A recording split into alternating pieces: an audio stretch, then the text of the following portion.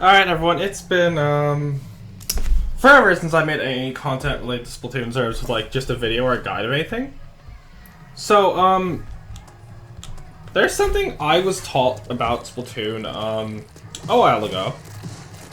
It has never been made common knowledge, mainly because no one who knew about it felt like talking about it. It's kind of hard to talk about, and I'm not gonna lie, I was gonna wait for it to get further investigated. However, the people investigating kind of quit the game.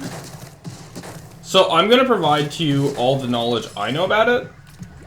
And I'm basically going to be telling you how you can take full advantage of this. And if you're saying, oh, but I don't want to abuse this because it's probably a glitch. I got some bad news for you. You already do. And in fact, it's more like it abuses you. So let's talk about the controller of Splatoon 2. Splatoon 3, sorry. Specifically, we're going to talk about the one that suffers the least. Yup.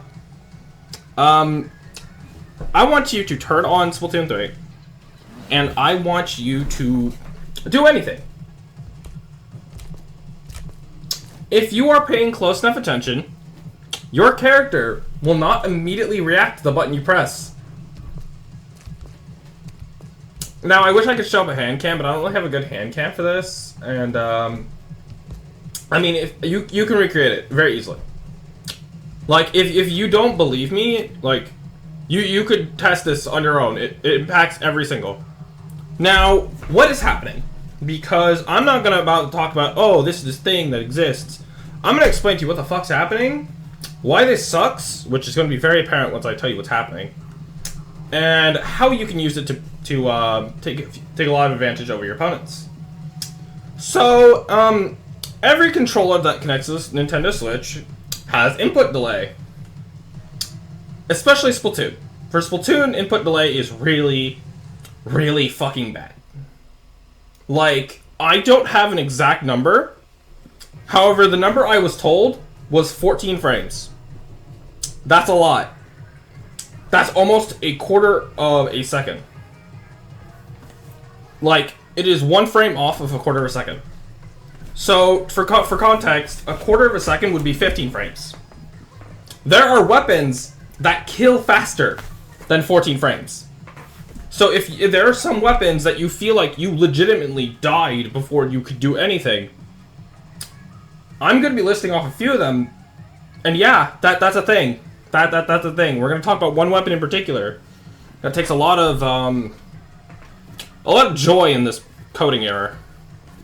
So, the inputs that are impacted by this is, all of them.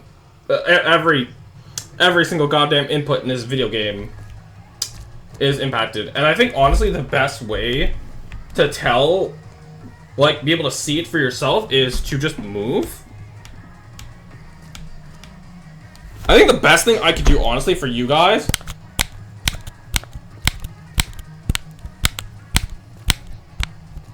Like, I don't know how well you guys can hear my controller, but yeah. And this isn't more like a thing I noticed. In fact, I didn't notice this until I was told about it. And that is the reason why I started running Ninja Squid. So, why are these 14 frames super relevant? Because, okay, you have 14 frames of input delay. That sucks. You know, like, your inputs are slower. This video was originally going to be made on why 52gal feels a lot stronger than it actually is, and to be blunt, the biggest nerf to 52gal would be to fix this issue. 52gal kills faster than you receive inputs, meaning that from the very moment a 52 player holds down the ZR button, if you have not already made an input to get out of the way, you're dead. There is nothing you could do. And, yeah. This is another reason why there's an ability perk that I think every single frontline should be wearing right now. And that is Ninja Squid.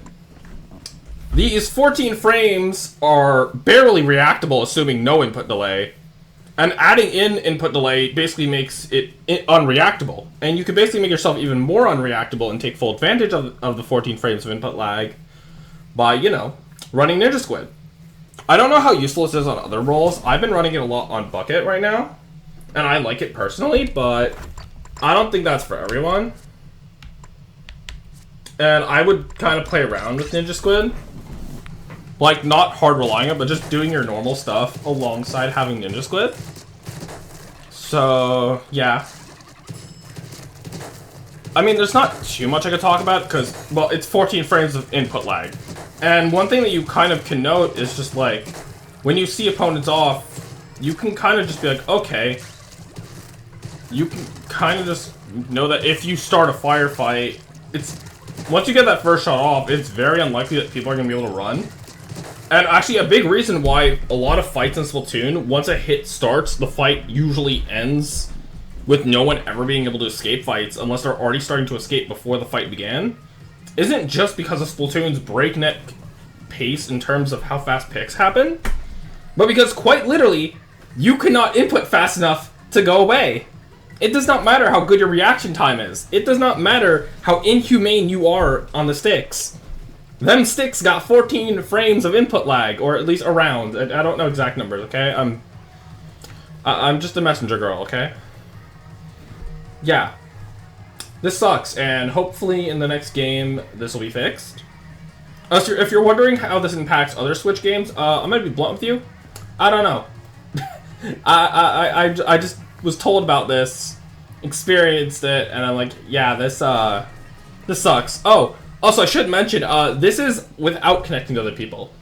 These 14 frames get extended when you play online games. So yeah, now you know why 52 Gal feels unreactable, because it is, and it's not even 52 Gal's fault. It's the code. So yeah, I have now fed you guys the knowledge. I want you all to go out there and do curse things to it. I want you to completely, utterly destroy the game, and make the devs regret not coding this game well. Bye! I did not script this, and you can tell.